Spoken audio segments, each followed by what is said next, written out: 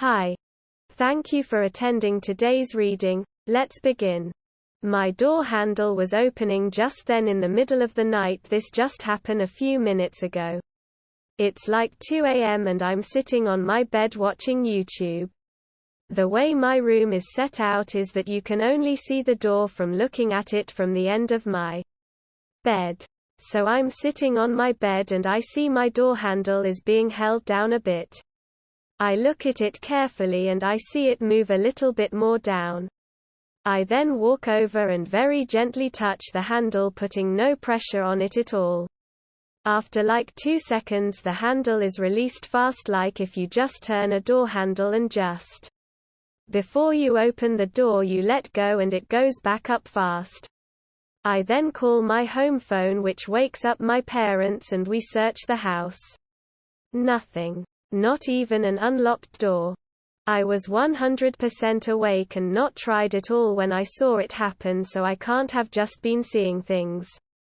Also, when the handle was let go off, I was at my door as I walked over, so even if I was a bit asleep and didn't know, I was 100% awake when I saw it being let go of. I guess I'm not sleeping tonight. Edit. Grammar. End of story. Next story. I got a scholarship because I passed economics. But. So here's something that I never told anyone. Not my family even. This happened when I was in high school. I was a student who was really into Pokemon, and I brought my 3DS to school every day so I could play Pokemon Moon. So my economics class would normally be at the last 8th period of the day. And we could always receive assignments to do in class.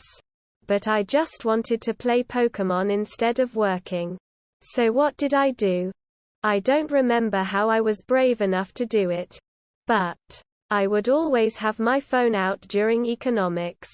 Since unlike my teachers from the first 7 periods, my economics teacher doesn't really have a strict phone policy, and he would always be busy working at his desk, only paying attention to students when he had an announcement or if a student needed help.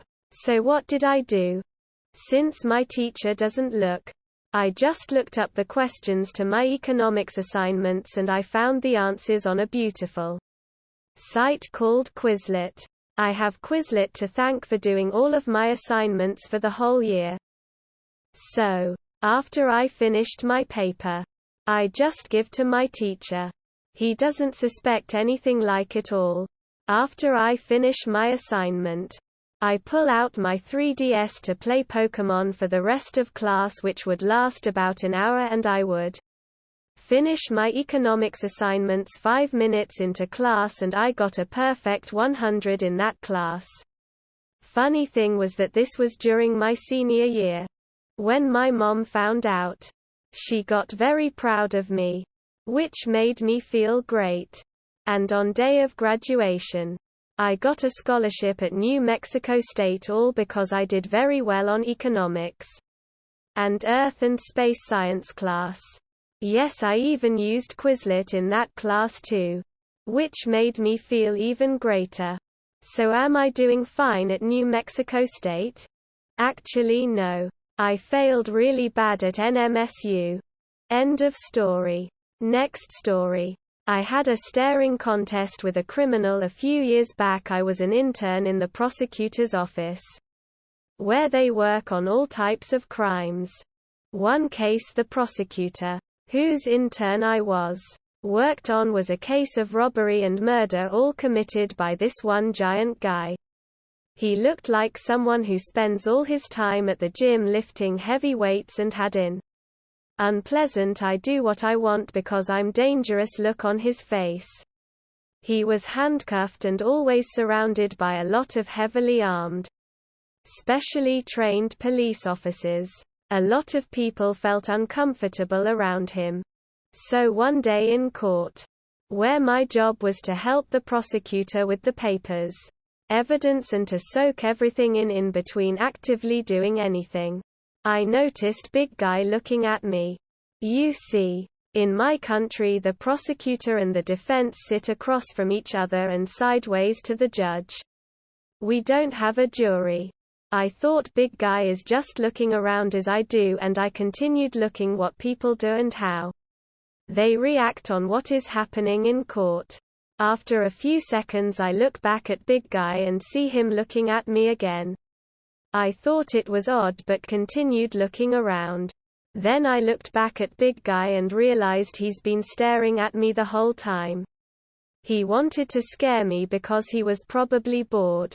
Well, I'm a girl with a baby face and big eyes, and I realized a long time ago that people seem to view me as sweet and maybe even innocent. At least until they get to know me better. I'm feisty and I don't like people staring at me with a scary look on their face. So I just stared back into bug guy's eyes with a rather bored expression on my face. I was ready to do this for as long as needed, but just after like 20 seconds he felt uncomfortable and looked away. He never looked at me again, as far as I noticed. And people tell me I'm an idiot for teasing a convicted criminal. End of story. Next story. My first electrocuted body. Gruesome. I've always been fascinated by gore. The problem is that it can be hard to find face-to-face friends who share that fascination. People tend to be a little freaked out when they discover how interested you are in, say, researching the stages of human decomposition. Well, guess what? I've finally come out of the closet enough to be working in the funerary death industry. I have been working as a body transporter for my local funeral homes and medical examiner's office for about a month now. And I'm racking up crazy stories and wish I had more people to tell them to. My boyfriend suggested I start posting them up on Reddit. So here I am. Today I went to work and experienced something absolutely insane. So, without further ado, here it is.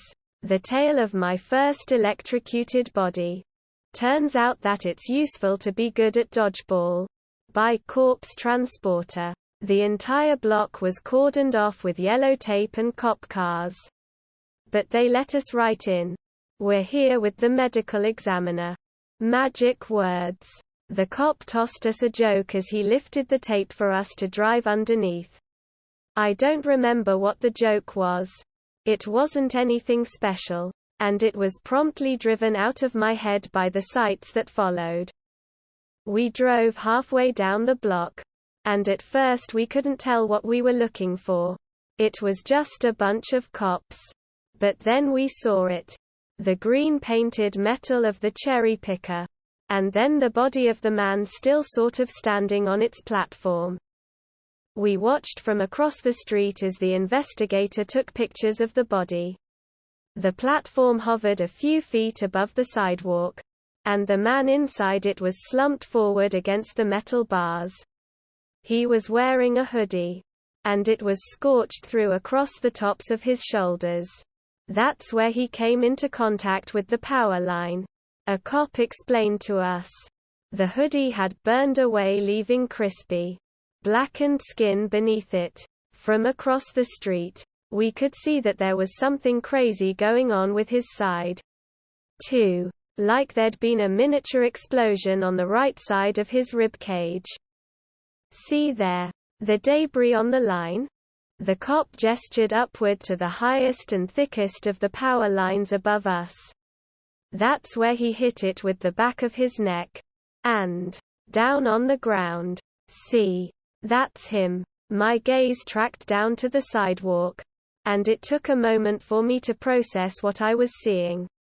A river of blood, and bits scattered all over the pavement. Like little shredded bits of pulled pork. Tiny cooked pieces of the dead man. It would be impossible for us to retrieve his body without traipsing through a minefield of, well, him. Soon enough, the investigator told us that she'd gotten enough pictures of the body in situ. Now she needed us to come remove him from the cherry picker and lay him out for more photos.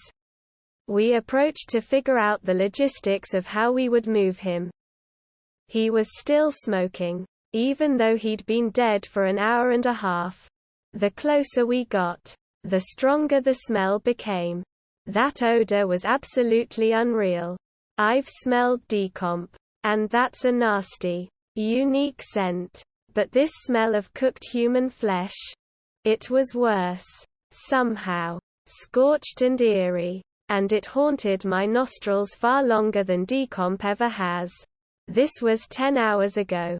And the smell keeps wafting randomly back into my awareness from nowhere. It was slippery. Trying to walk on the sidewalk where the bits of him had landed. The organic material mixed with recent rainfall to produce a slick, almost icy feeling surface. Now that we were close to him, we could see what was going on with his right side. He was pressed up against the metal railing of the cherry picker. And where he'd been in contact with it, his flesh had been cooked away. His liver was clearly visible, open to the air, with his hoodie burned into the edges of the wound. There was a visibly crispy quality to his flesh. His arms were frozen in bent positions. Both hands mutilated by the electricity. One of his hands was missing its fingers. They were charred away. The other was peeling. The epidermis stripped back like a latex glove to reveal cooked flesh. It's crass. I know. But it's really the only way to describe how these parts of the body appeared. Cooked. One of the men there knew how to operate the machinery. So we had a brief conference with him and decided that the best way to lower the body to the ground would be to slowly tilt the platform itself so that we could get gravity to assist us in easing him onto the sidewalk. So I got in position to brace the body, in a strong stance with my hands pressed against the back of his shoulder. My partner was to the side bracing the man's waist. The platform began slowly to tilt toward me. Nobody was expecting what happened next. As the tilting motion began, we knew the body was going to shift. Of course. That was the whole point. And at first it went as we'd expected. I was holding him, and he wasn't moving that much. He seemed to have gone sort of rigid against the side of the cherry picker. And then his head fell off. And, given my position and the workings of gravity, I was between where it had been and where it would land on the sidewalk. Time slowed down, and some honorable part of my brain insisted that I should do something. Protect him from this indignity somehow. By what? Catching his head in my arms like a football? Nope. I actually think that passed my lips. Nope. My basic human selfishness took over. And I dodged out of the way. Slipping and sliding and probably looking absolutely absurd. I dodged that head, and heard it hit the sidewalk with a sickening thunk. It was the sound a bowling ball would make. It was a heavy sound. Both physically and emotionally. Somber as fuck. I looked around and saw my own shock mirrored on everybody else's faces. One of the cops said, "That's the most fucked up thing I've ever seen. Nobody bothers with the niceties on scenes like this. If you need to drop an F-bomb, you drop an F-bomb. No matter what uniform you're wearing." Nobody blamed me for getting out of the way. Now that I could see his face, I took a moment to look. His skin was an angry red.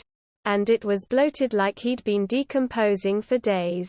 It had been cooked from the inside out. His hair was crispy and fried looking. The charred stump of his spine extended from the base of his skull. And suddenly it seemed obvious. He'd hit the power line across the backs of his shoulders. Of course he'd been decapitated. His head had probably only stayed up there because it was supported by the cherry picker itself. I made eye contact with my partner. One of us is gonna have to pick up his head. But that was for later. We'd all come through the shock of his head falling. And now we had to get back to the task of moving his now decapitated body onto the sidewalk.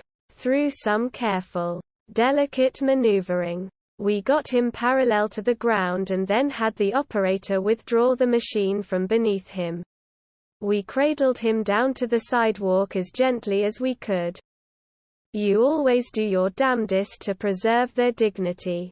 Even, no, especially, after their head thunks onto the pavement. You owe them that. Simply because you're lucky enough to still be alive. We laid out a body bag, put in the plastic liner, and then lifted him into it. Meanwhile, the investigator had picked up his head, and now she laid it in place with his body and took more pictures. At one point, we tilted him onto his side so that she could get good shots of the gaping cavity around his scorched liver. He was still smoking, and that smell had imprinted itself forever in my memory. It was impossible to transfer the body bag onto the cot without getting those little pulled pork-looking bits of him on our clothes.